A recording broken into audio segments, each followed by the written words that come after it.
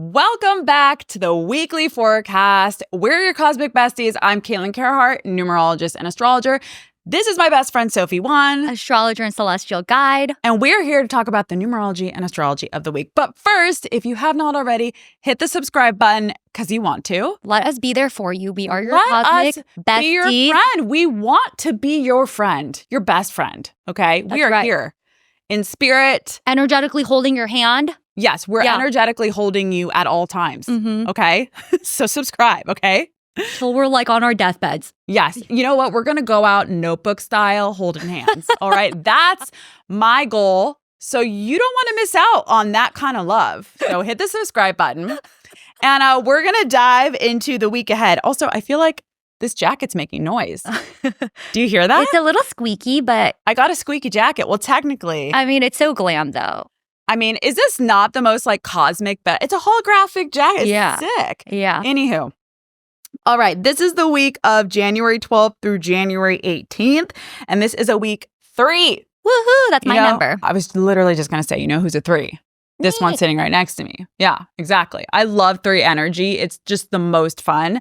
3s are actually nicknamed the sunshine number in numerology. Woohoo. You obviously knew that, right? Obviously. Yeah. So it's because they're so like bright and bubbly and exciting and enthusiastic about life. So anytime you're around a 3, you're like, oh my God, this person is so optimistic and positive. That's me. Yeah. Borderline delusional sometimes. Not you, but some people. Some people, you know? Okay, we can all be a little delulu. Anyways, 3 is also the number of creativity. So this is a week to get really creative. It's all about self-expression. So most famous actors, actresses, musicians, their life path 3s. Okay, so this is the number, the communicator, the writer, the creator. Okay, like this number is a bottomless pit of ideas, only to be rivaled by the 1 energy. Just FYI, because some people might be like, wait a minute, I have the most ideas ever and I'm a 1. And I'm like, yeah, you do. But the 3 is right next to you. Yes. Yeah, you know. Yes. And I mean, 1 and 3 over here. Yeah, that's right. Yeah. So anyways, this is all about getting creative, writing. I suggest journaling every day if you can. Sophie and I do that every morning. We do our morning pages. So good. It's honestly changed my life. Okay, the Me morning too. pages are so excellent. And here's what I always say. It's like shutting down all the tabs in your mind. It's like I have 50 tabs open. When I wake up in the morning, I do my morning pages and it shuts them down. And I'm like, cool. I'm good for the rest of the day. I feel more emotionally regulated. I feel clear. So clear out the junk. Journal in the morning this week. It's a great time to get in touch with that. And it's also like heart-centered communication as well. Yeah. Too, right? So the 3 is all about self-expression, but from like a genuine place. So getting really in touch with your heart and being able to communicate that, whether that's in conversation with a friend or a spouse or a family member, or if that's, again, through writing. Another practice Sophie and I like to do is writing affirmations and pumping ourselves up through our morning pages. Oh my God, that's what I was doing today.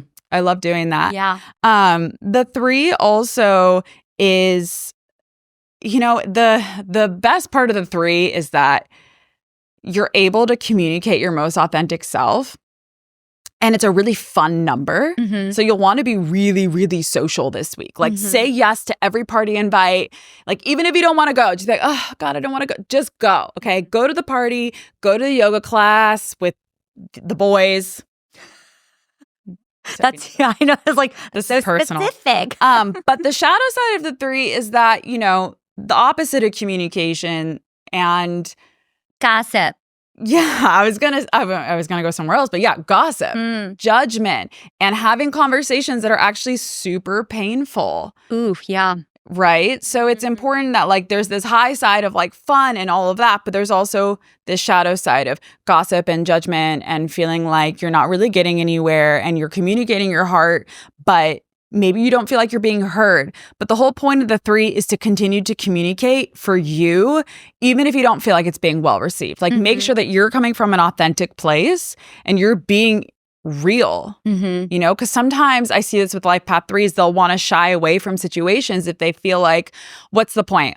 this person's not going to understand me. This person's not going to hear me. So fuck it, I'm not doing it. But actually, that's the opposite of what you do, because when a 3 actually shines its light and speaks authentically and, you know, channels that creativity through whatever, like song or film, television, being an author, a book, whatever, like that inspires other people to then go share their truth. And like, what could be better than everybody just being in their authentic artist flow? I know, that's the goal, baby. That's the goal.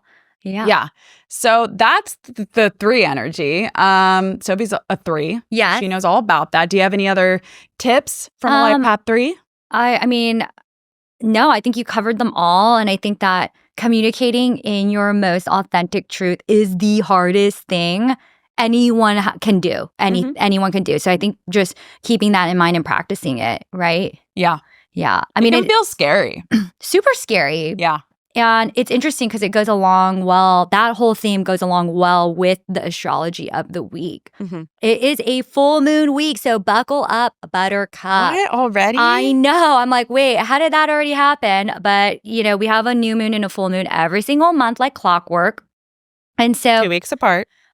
January, I mean, we start actually Sunday off with the sun trine Uranus. So it's like, you're going to start the week off feeling excited about testing out reinventing yourself, right? Because we already kind of started that with the new year and the new moon, but now you're like getting creative about it. You have the full moon coming in hot Monday, January 13th. It's in Cancer in Western and Gemini in Vedic. But specifically, this is conjunct Mars. So it is spicy. This is a spicy full moon. Dude, it's been like Mars energy every single week this year. I know. Jeez. And like, so it's like universe is prompting you. It's pushing you and prompting you. And so it's going to get spicy, right? Especially when we have this like Uranus energy also thrown in there because it's sextile Uranus. So it's instigating change. And it's trying to bring you back into your light, back into your truth. And I think that goes along well with the 3 and like communicating your authentic truth, testing out and having fun with like, who are you? And like, it should be fun to experiment like that, right?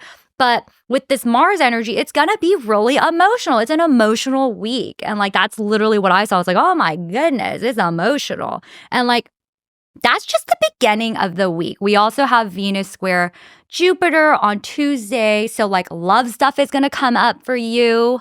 And you know, we have Sun opposite Mars, super brief, but like, as you were saying, Carahart, so much Mars stuff. I mean, it's a fully packed week and you will have love stuff come up as well. Like your relationship stuff will come up because at the end of the week, you've got Venus conjunct Saturn, which is very serious. And so if you don't know where you stand in a relationship, if you don't know where you stand in a relationship, you will know by the end of the week. You will fucking know, okay? You're scaring me. I know. I can tell. You're like, oh, you're talking to me? Yes.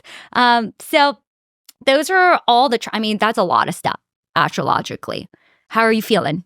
What I want to say, though, I have a couple things. One, Mars energy can be explosive, but it's quick. So if y'all know any Aries, they will have their little freak out meltdowns. They do.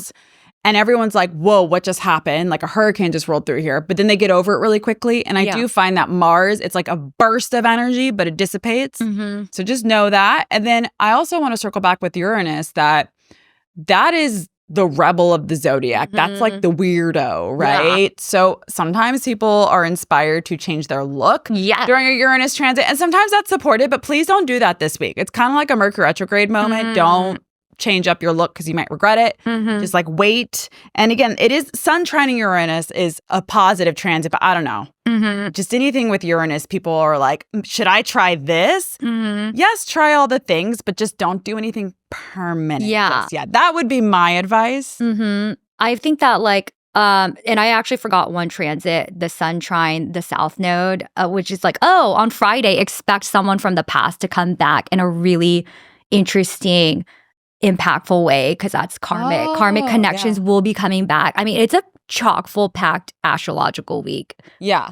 Like, oh my God, I just had that happen. I know. And literally someone I never met who was a friend of a friend reached out to me on Instagram, and I have not been in From that like circle 8 for years 8 ago. years. I was Yeah. like, what? And he's like, Kara Hart, hey. And I'm like, did we actually ever meet in person? He's a musician, right? Yeah. So like I used to be just a musician, and you get to know people, but it was just so bizarre. And then he was like, oh, you should totally talk to our mutual friend. And I wound up talking to this girl I literally haven't spoken to in 8 years Yeah. that I was like, you And guys that all- remember me? It's been so long. And that all happened when it was a transit with the South Node. Node. Yeah, And so, that's why I'm bringing it up. It's like really Yeah. random things from the past. Or it can be, again, like something from that feels like a past life.